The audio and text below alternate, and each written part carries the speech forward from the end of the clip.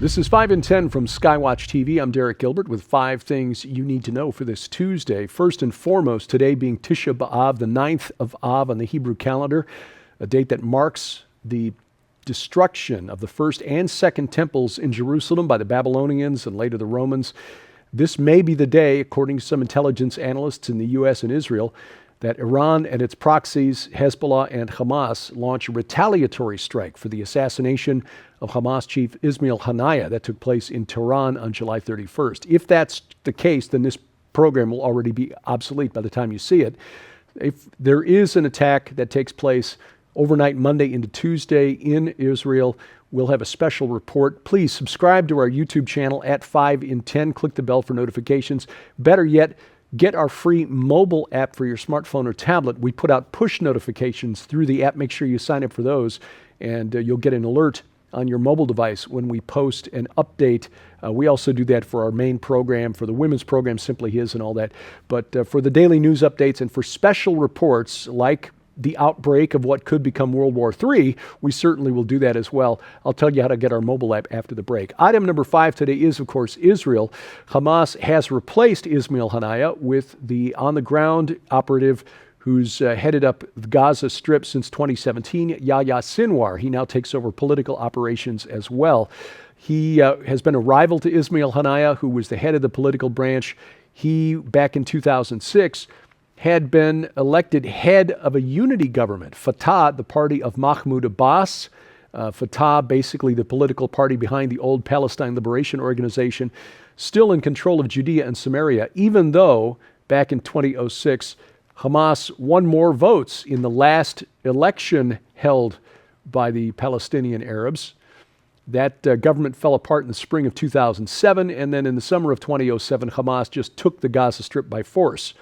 Hanaya would have been the prime minister of that unity government, but obviously when things turned kinetic between Fatah and Hamas coming out the winners in Gaza, obviously that was no longer feasible. Hanaya has been living, or had been living rather, in exile in Qatar, head of the Gaza Strip, but living away from Israel's guns.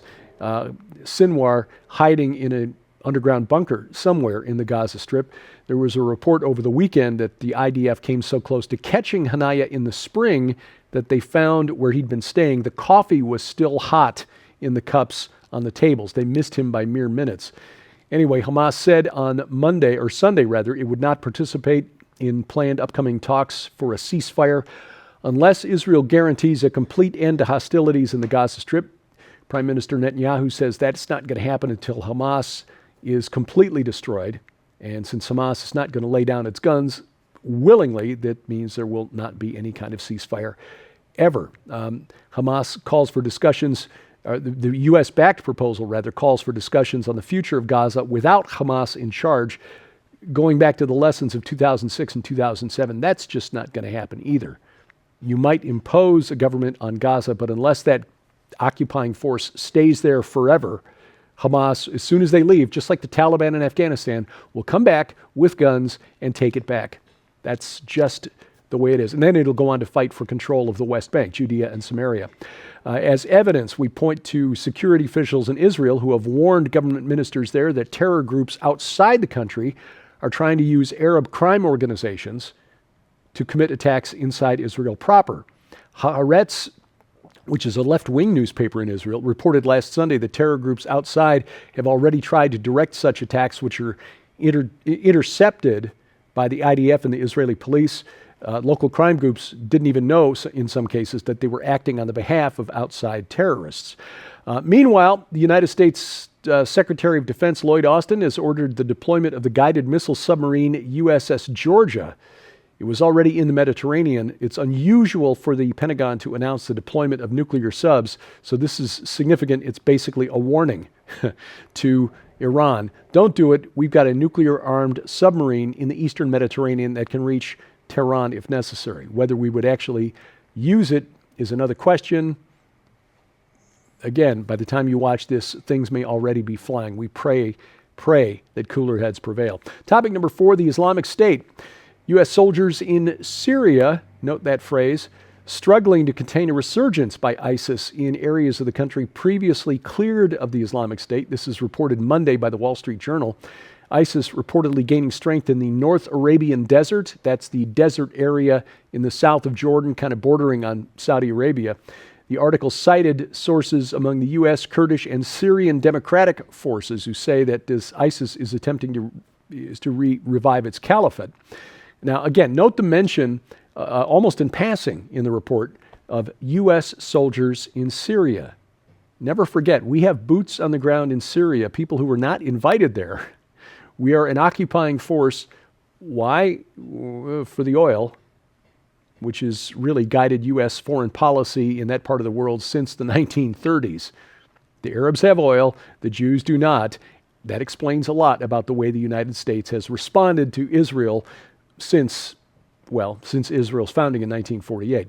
Meanwhile, in Iraq, there's a growing number of calls for Sunni self-rule. Remember, Iraq is a majority Shia nation. It's just convoluted. They're having a conference there next September in Anbar province, calling together leaders in the majority Sunni provinces. That part of the world is tribal first, and it's complicated by divisions within the main religious sects, Sunni and Shia. There are divisions within those groups.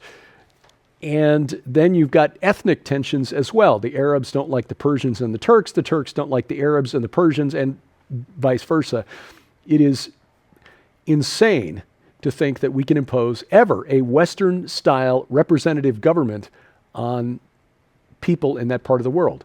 It has never worked for 6,000 years of recorded history, and it's not going to work now. And all of those groups, by the way, have one thing in common, which is that they're pretty hostile to Jews. Topic number 3, Christian persecution. More Christians left dead in Nigeria after Fulani herdsmen teamed up with a criminal gang to attack a village in central Nigeria last Thursday. According to reports, at least 50 Christians there dead. This reportedly stemmed from the criminal gang claiming to sell farmers' land to the herdsmen who began grazing their herds on the farmland. The farmers objected. The government sent in security forces to clear the herdsmen out, burned their tents, which made them angry. This is often how this is described in the corporate media, just tensions between herdsmen and farmers. But in fact, the Fulani are almost exclusively Muslim, and the farmers are almost exclusively Christian. It is not a difference over how to use the land. It is a fundamentally religious conflict, and the government being controlled by Muslims right now, the Christians are getting the worst of it. It is dangerous to be a Christian in Nigeria these days. Item number 2 today, Tim Walz. The Kamala Harris campaign was forced to admit late Friday, the Friday late info dump after the last news broadcasts of the day, close of business. People are paying attention to the weekend, not paying attention to the campaign. They had to admit that Vice Presidential candidate Tim Walz has, in fact, lied about serving in a war zone just days after the campaign inadvertently called attention to those sentiments. They showed a video clip of statements he made about gun control during his time in the legislature, in Congress. This was during a political event in 2018. He basically said there was no reason for people to own the type of weapons that he carried in war. Fact is, he never served in a war zone. He was deployed during combat operations in Iraq, but he was based in Italy with his National Guard unit. He was never in a war zone. This, of course, comes after Walz's National Guard unit called him out for claiming that he retired as a command sergeant major. In fact, Walz never completed the required training or coursework to become a command sergeant major. And in fact, he retired when he found that his unit was being deployed to Iraq, an active war zone. Now, there's some questions about the timeline. Did he know about the deployment before he submitted his papers for retirement or after? Don't know. Bottom line is he never served in a war zone, and his campaign says he misspoke when he claims that he retired as a command sergeant major. Oh, really? Because sharp-eyed observers spotted this on his challenge coin from his time as a representative in Congress. That insignia, top left of the challenge coin, is the insignia for Command Sergeant Major. In fact, he retired as a Master Sergeant. That's the insignia that should have been on his challenge coin. He didn't misspeak. He lied. And lying about military service is something a lot of voters do not take kindly to. Coming up, the return of the woolly mammoth. Oh, what could possibly go wrong? That's next on 5 and 10. Ladies and gentlemen, you can easily and conveniently stream this incredible new film, Void Earth Cataclysm Before Genesis, right now at skywatchtv.com/stream or on the mobile app for immediate access. However, if you'd like to receive your own hard copy on DVD, Skywatch TV is proud to announce the Void Earth Ultra Collection.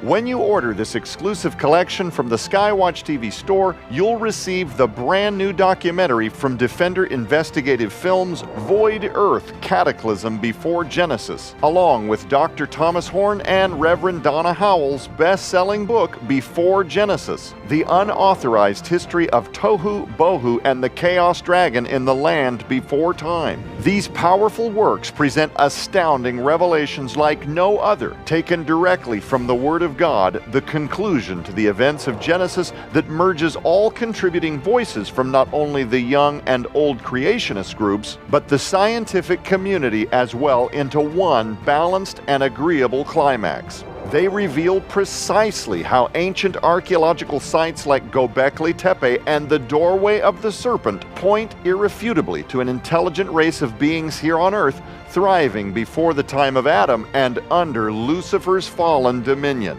They pull back the veil on exactly what the Earth was like during the without form and void era of Genesis 1-2, and so much more, featuring Dr. Michael Lake, Derek Gilbert, Reverend Donna Howell, Gary Stearman, and the late Dr. Thomas Horn in what would become his last documentary appearance ever. But that's not all. You'll also receive 315, The Genesis of All Prophecy by the legendary Rabbi Eric Walker. This prophetic, convicting, and heart-rending book exposes anti-Semitism as Satan's plan to eliminate the Jews and the catastrophic consequences the world will face if this agenda succeeds. Sold separately, all of these items hold a retail value of $75. Yours now for your donation of only $45, which includes free shipping to all U.S. orders. So don't delay. You can scan the QR code on your screen using the camera app on your phone for instant access to this special opportunity.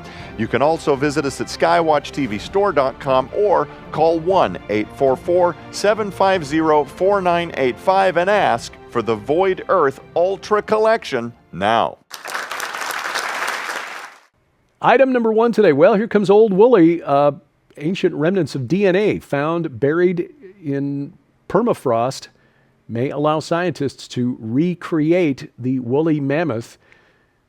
DNA is a very fragile molecule, more than a few hundred years old. It's very difficult to get enough base pairs to really tell anything about what it is you're looking at, especially when you're talking about 50,000-year-old mammoths recovered from Siberia. However, there was one that was essentially freeze-dried after it was deceased. It instead of the usual 100 or so base pairs, which is not enough to get any kind of a read on the animal that left that DNA, this particular sample found up more than 1 million times that in terms of chromosomal pairs, which means that scientists are now actually considering trying to use it along with an elephant to recreate something like woolly mammoth. Now, again, what can possibly go wrong? Well, experts say there may be negative consequences. At best, humans create an elephant hybrid that doesn't fit in the natural world, or at worst, we introduce an invasive species to the Arctic tundra. I'd say they went extinct for a reason. Let's not bring it back. Just imagine killer bees on a massive scale.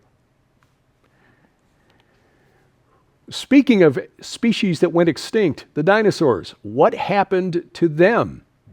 Was there a reason that they went extinct? In other words, did God see fit to put an end to them to allow humanity to flourish? Interesting discussion and part of the talk about the new documentary film from Defender Investigative Films, Void Earth. The Earth was made or became formless and void, something that happened before Genesis. The film features Dr. Tom Horn, Dr. Michael Lake, Gary Stearman, Donna Howell, whose book Before Genesis is the basis of the film, and yours truly. And it was a real blast. Anchoring the panel for this discussion, had a chance to sit in Joe Horn's chair while he was busy working with the volunteers from Whispering Ponies Ranch at Camps for Children at Risk this summer. So again, it was an honor in a couple of ways to sit in that chair for these series of programs. You can watch them all right now at our website, skywatchtv.com. If you watch the program over the air, our broadcast schedule is posted at skywatchtv.com/channels. Now, you can watch it on Roku or Apple TV. Just make sure you've got the Skywatch TV channel installed on your set-top box. Over the internet, it's at Skywatch TV, or rather, rumble.com/Skywatch TV or youtube.com/@Skywatch Television. Catch it there, but better yet, download our free mobile app. And again, sign up for the notifications. That way you'll know every time we post a new program, especially now when there's a good chance there'll be some breaking news updates we'll need to feed your way. This is available for iOS, Android, and Amazon Kindle Fire phones and tablets. It's absolutely free, and we have links at our App Store, links to the app stores at our website. That's skywatchtv.com/app. Thank you for watching as we keep watch and pray for the peace of Jerusalem. I'm Derek Gilbert. This is 5 in 10 from Skywatch TV.